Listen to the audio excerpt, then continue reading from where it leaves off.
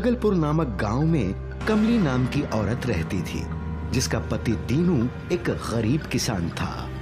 खेती के लिए उनके पास 3 बीघा जमीन थी। उसी गांव में एक लालची ठाकुर रहता था। ठाकुर से सब गांव वाले परेशान थे, पर ठाकुर का कुछ बिगाड़ नहीं सकते थे, क्योंकि अगर किसी को पैसों की जरूरत होती तो ठाकुर के ही पास जाते थे। एक दिन दीनू भी ठाकुर से कर्ज लेने पहुंच गया। ठाकुर साहब, मुझे कुछ रुपए चाहिए, मैं जल्दी ही लौटा दूंगा। देख भाई दीनू, तू मेरे भाई जैसा है, पैसे के लिए ना बोलता हूँ, पर चुकाओगे कैसे? ठाकुर साहब, खेती में फसल खड़ी है, फसल की कटाई के बाद उसे बेचकर आपका कर्ज चुका दूंगा।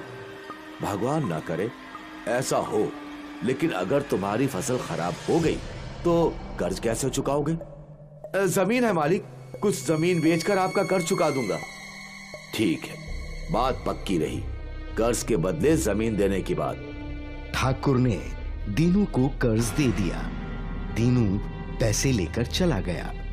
एक दिन दीनू जब खेत पहुंचा तो देखा कुछ जानवर उसका खेत खराब कर रहे हैं। दीनू जानवरों को भगाने लगा। जानवर सभी भागे, लेकिन पूरी खेती खराब कर चुके थे। दीनू ठाकुर के पास समय मांगने आया। ठाकुर दीनू को जमीन के लिए परेशान करने लगा। दीनू, तुमने मुझसे जो कर्जा लिया है वो पैसे लौटाते लौटाते तुम्हें अगला जन्म लेना पड़ेगा। उसके बदले तुम मुझे अपनी जमीन दे दो। ठाकुर साहब, मेरे पुरखों की जमीन मैं आपको नहीं दे सकता। मैं दिन रात एक करके आपके सारे पैसे लौटा दूंगा। मुझे कुछ समय की मोहलत दे दीजिए। तुमने कहा था कि जमीन दे दोगे, अभी बात से पलट रहे हो। जल्द ही मुझे मेरा पैसा चाहिए, बस दफा हो जाओ यहाँ से। अगर पैसे नहीं दिए तो अंजाम बहुत बुरा होगा।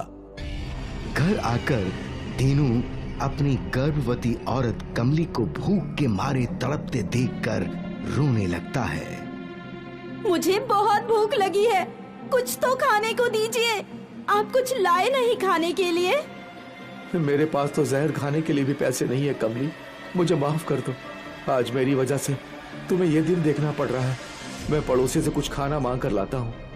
ऐसा मत कहिए, आप मेरे साथ हैं, मुझे और क्या चाहिए। पड़ोसी को कहिएगा कि उसका खाना जल्दी ही लौटा देंगे। दीनू पड़ोसी से खाना लाकर कमली को खिलाता है। 2 दिन बाद ठाकुर के आदमियों ने लाठी डंडे से दीनू को जान से मार डाला, लेकिन किसी गांव वाले की हिम्मत नहीं हुई कि कुछ बोल सके। कमली ये जानकर बहुत दुखी होती है और रोती है। कमली खाने के दाने दाने के लिए मोहताज हो जाती है। वो गांव वालों से मदद मांगती फिरती है, पर ठाकुर के डर के कारण कोई भी कमली की मदद नहीं करता और कमली भूख से तड़प तड़प कर मर जाती है। इसका परिणाम कुछ ऐसा होता है कि कमली चुड़ैल बनकर पूरे गांव में भटकती रहती है और रात को गांव वालों के दरवाजे खटखटाकर रोटी और प्याज मांगती रहती है। एक दिन वो चुड़ैल रमेश के घर गई और उसका दरवाजा खटखटाया तो उसने तुरंत ही खूबसूरत औरत का वेश बदल लिया। मुझे बहुत भूख लगी है, कुछ खाने को दे दो। खिड़की से झांककर रमेश ने देखा। कौन हो तुम? मैं ललिता, बहुत जोरों की भूख लगी है, मुझे खाना दे दो। खाना तो खत्म हो गया है। मुझे एक रोटी और प्याज दे दो, बहुत भूख लगी है। रोटी प्याज तो है, मैं अभी लाता हूँ, रुको। रमेश दरवाजा खोलकर उस चुड़ैल को रोटी और प्याज देता है। तभी औरत का रूप धारण की हुई चुड़ैल अपने असली रूप में आ जाती है। मुझे रोटी प्याज नहीं, तुम्हारा खून चाहिए, खून। मुझे छोड़ दो, मुझे क्यों मारना चाहती हो? ये देखकर रमेश डर से कांपने लगता है और घर की ओर भागता है। तब चुड़ैल उसे पकड़कर मार डालती है। मुझे किसी भी गांव वाले ने खाना नहीं दिया। मुझे और मेरे बच्चे को तड़पते हुए मरने दिया। मैं इस गांव वालों से बदला लूंगी। मैं सबको मार डालूंगी। उस दिन से उस चुड़ैल ने गांव में अपनी दहशत बनाई। अगर कोई गलती से भी दरवाजा खोले तो वो उसे मार देती थी। ठाकुर को इस बात का पता नहीं चला था। एक रात वो चुड़ैल एक सुंदर स्त्री का रूप धारण कर ठाकुर के घर गई और ठाकुर का दरवाजा खटखटा कर बोली, मुझे बहुत भूख लगी है, मुझे कुछ खाने को दे दो। इतनी रात गए कौन आया है? मुझे बहुत जोरों की भूख लगी है, मुझे खाना दे दो। कौन हो तुम? मेरे घर क्यों आई हो? निकल जाओ यहाँ से, मेरी नींद खराब मत करो। मुझे एक रोटी और प्याज दे दो, मुझे भूख लगी है, फिर मैं चली जाऊंगी। गुस्से से ठाकुर ने छत के ऊपर से झांक कर देखा कि एक सुंदर औरत भीख मांग रही है। उस औरत की सुंदरता देखकर ठाकुर बहुत ही खुश हुआ। रोटी और प्याज लेकर वो दरवाजे की तरफ बढ़ता है। ठाकुर ने दरवाजा खोला और बाहर आया। ये लो रोटी और प्याज। तुम बाहर क्यों खड़ी हो? अंदर आ जाओ। ठाकुर के हाथ से रोटी और प्याज छीनकर चुड़ैल अपने असली रूप में आ जाती है। फंस गए ना ठाकुर? याद कर वो दिन जब तुमने मेरे पति को मार डाला था और मैं अपने बच्चे के साथ भूख से तड़प तड़प कर मर गई थी। आज तुम्हारी बारी है ठाकुर। ठाकुर डर के मारे कांपते हुए चिल्लाकर गांव वालों को बुलाने की कोशिश करता है, लेकिन तब तक चुड़ैल उसका सर धड़ से अलग कर चुकी होती है।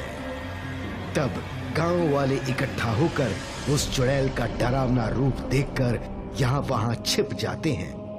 चुड़ैल की दहशत से गांव वाले घर से बाहर भी नहीं निकलते थे। तब गांव में एक तांत्रिक आया। गांव वालों का ये हाल देखकर उसने निर्णय लिया कि उस चुड़ैल के चंगुल से वो गांव को बचाएगा। उस तांत्रिक ने गांव वालों को ये बात बताई। गांव वालों ने भी तांत्रिक को साथ देने का वादा किया।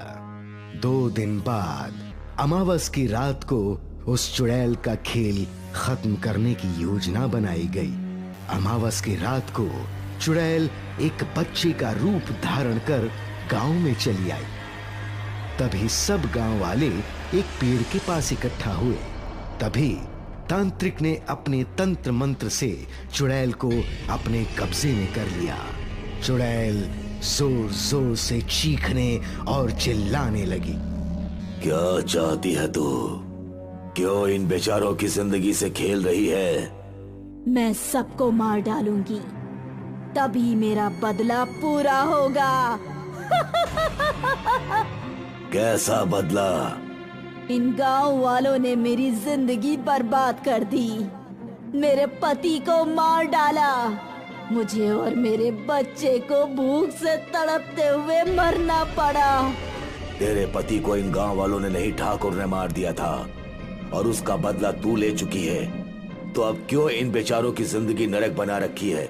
चली जा यहाँ से। नहीं, मैं इतनी आसानी से नहीं जाने वाली। तू तेरा बदला ठाकुर से ले चुकी है, अब सीधी तरह से चली जा, नहीं तो ये ऊपर वाला भी तुझे नहीं छोड़ेगा। चुड़ैल अपना रूप और भी डरावना करके और जोर जोर से चीखने और चिल्लाने लगती है। नहीं, मैं इन गांव वालों को नहीं छोड़ूंगी। अबे ओ तांत्रिक, तुझे भी मार डालूंगी। अपनी जिंदगी चाहता है तो निकल यहाँ से। तभी तांत्रिक अपने मंत्रों से चुड़ैल को पेड़ से बांध देता है। श्री हनुमान जी का नाम लेते ही वो चुड़ैल जलकर राख हो जाती है। और फिर एक नई सुबह के साथ गांव वाले चुड़ैल और ठाकुर के डर से मुक्त होकर सुकून भरी जिंदगी जीने लगते हैं।